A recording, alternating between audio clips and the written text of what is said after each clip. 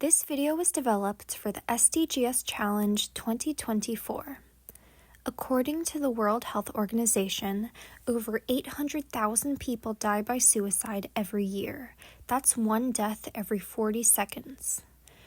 According to the National Association on Mental Health, 46% of people who die by suicide had a diagnosed mental health condition, but research suggests that 90% may have experienced symptoms of a mental health condition. My name is Hana and I'm from San Francisco, California. I've developed a solution to indicator 3.42, which is the suicide mortality rate. My solution is called the Wellness Map app, and it's a nonprofit platform that creates AI-driven, individualized mental health wellness plans. The goal is to make mental health care free and accessible to as many people as possible around the world.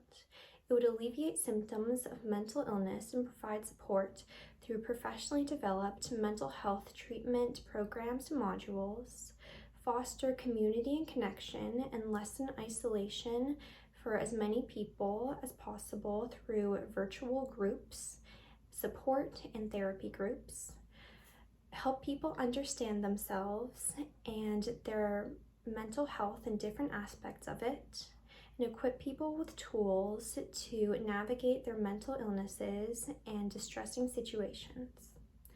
I'm a student at Phillips Academy, Andover, which is a rigorous boarding school, and going there, I had to leave my friends and family, which made me feel very isolated, and the rigorous academics put me under a lot of stress. Along with those, I've dealt with different mental health issues like anxiety and depression, and I know that if I had an app like this, it really would have helped me along my journey. So I wanted to create something that would help people all around the world and make mental health care as accessible as possible, because it should be free to everyone, but it is not, and it is very hard for a lot of people to access mental health care. Upon downloading the app, users would fill out an intake assessment that would include their biographical information, such as their gender and ethnicity, and information about their mental health, such as diagnoses, previous treatments, medications, providers, and more. Then the AI would generate a wellness plan that would include an analysis and breakdown based off the information users input, and create a step-by-step plan that could include a timeline based off of how much time users have. The step-by-step plan would suggest courses and modules that the platform offers, suggestions for general well-being and resources, and can recommend groups as a part of the plan. The platform's support treatment would consist of professionally developed dialectical behavioral therapy, cognitive behavioral therapy, and more training courses and modules, and people could also choose to work through any that the app offers at any time. The modules would include articles, prompts, exercises, writing, videos, audios, and more, and could include creating a personalized safety plan. To keep users consistent, the plan would be gamatized, so it would be developed to be engaging, and could send out notifications to hold people accountable. According to the Substance Abuse and Mental Health Services Administration, those who experienced a past year major depressive episode were significantly more likely to have suicidal thoughts and attempts. According to the American Psychological Association, numerous research studies suggest that cognitive behavioral therapy leads to significant improvement in functioning and quality of life. CBT helps to identify and change problematic thinking patterns and behaviors, and is especially helpful for those with anxiety, depression, OCD, and PTSD. Experiencing psychological distress may substantially increase the risk of suicidal behaviors. According to ArchGen Psychiatry, Dialectical behavioral therapy has been found to reduce the rate of suicide attempts by 50% compared to non-behavioral therapy by community experts.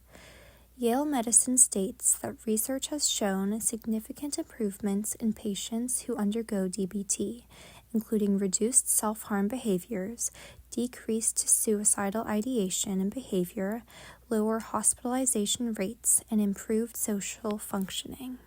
DBT helps people develop coping and emotional regulation skills, balance, acceptance, and change, and is especially helpful for those with borderline personality disorder, self-harm, suicidal ideation, and trauma. The platform's groups could be recommended from first intake at different points of the plan, or users can seek them themselves. There would be virtual group therapies such as CBT, DBT, depression and anxiety groups, and support groups that could be demographic specific. According to the CDC, American Indian or Alaskan Natives, people above the age of 85, and LGBTQ adolescents are at a higher risk of suicidal behaviors. These groups can provide a sense of community and tackle isolation, and could be for many different types of people. A challenge is that demand may exceed the amount of groups, so there could be wait lists. With consent, AI can analyze progress and add suggestions and provide updates. It would give out questionnaires at certain points and improve plans, and providers could have access to what patients allow them to view and can add things to the plan. The product's implementation timeline would be to ideally gain a partnership or fiscal sponsorship from an organization such as the American Psychological Association, and if not, then apply for grants such as the Substance Abuse and Mental Health Services Administration ones, gather a team of volunteers or pay them with grant money, then facilitate collaboration between psychologists and developers to train AI, create assessments, modules, and other features. Then recruit virtual group therapists and do user testing before releasing the first version. Then we would advertise and inform providers, and then do regular updates and add features. A challenge is that some people have restricted device and internet access, but all features would be free for all, and all parts of the app would be accessible at any point. The app would be sustained by the partner organizations and/or grant funding, and once the platform is developed, there's minimal work required to keep it running, making it simple and sustainable. I know that me and many people I know could greatly benefit from the Wellness Map app, and I would love the opportunity and support to develop such a resource and offer it to the global community, as it would significantly reduce the suicide mortality rate by decreasing the amount of suicide attempts.